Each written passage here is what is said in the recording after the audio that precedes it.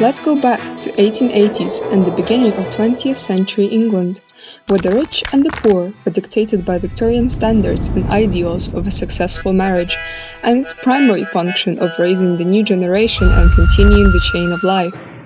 Men were to be the core strengths and carriers of the family, while women had to worship them like angels and raise children.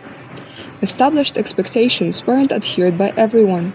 Most kept their differences in secret, while others provoked awareness through different methods. One prominent example could be Oscar Wilde's 1890s The Picture of Dorian Gray, which explores the issue of alternative to heterosexual sexualities. Born into a family with unsuccessful marriage and raised by a widowed mother, Radcliffe Hall loved to spend her free time reading and writing poetry, despite the hardship of dyslexia.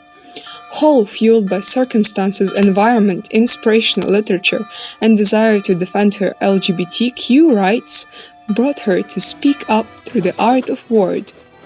In her near 30s, Hall published her first collection of poetry and firmly established her lesbian orientation, confirming her relationship with her second-ever partner, Una Troubridge, who was also her greatest supporter, especially in 1928 with revolutionary release of The Well of Loneliness, which became most scandalous and famous work of Radcliffe Hall.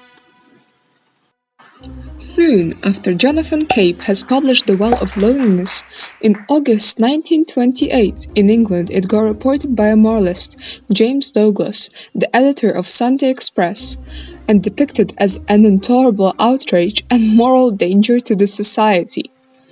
Request to cease the publication, with description of The Well of Loneliness as indecent, stormed to the Home Secretary, while secret publication in France had also come uncovered in October the same year, and all shipments of copies seized.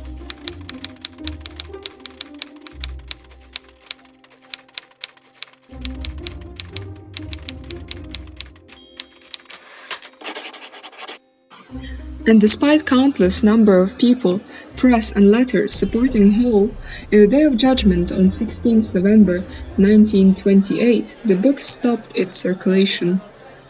Hall didn't wait for the book to be legally published. She died in the fall of 1943. However, her dearest partner didn't give up and wrote an emotional and personal letter asking to include The Well of Loneliness in Hall's collected memorial edition. Standing in line with American fans who emotionally connected with the book, and one similar case in 1949, and allowed the book publication again.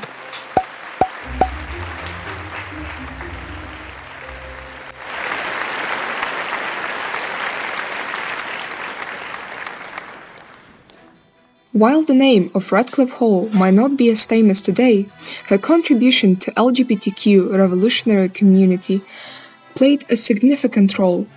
It can be agreed by the historians that The Well of Loneliness was certainly one of the primary novels with lesbian relationships, which once more highlights Hall's boldness and strength to accept herself, while she leaves the message for Victorian and modern society.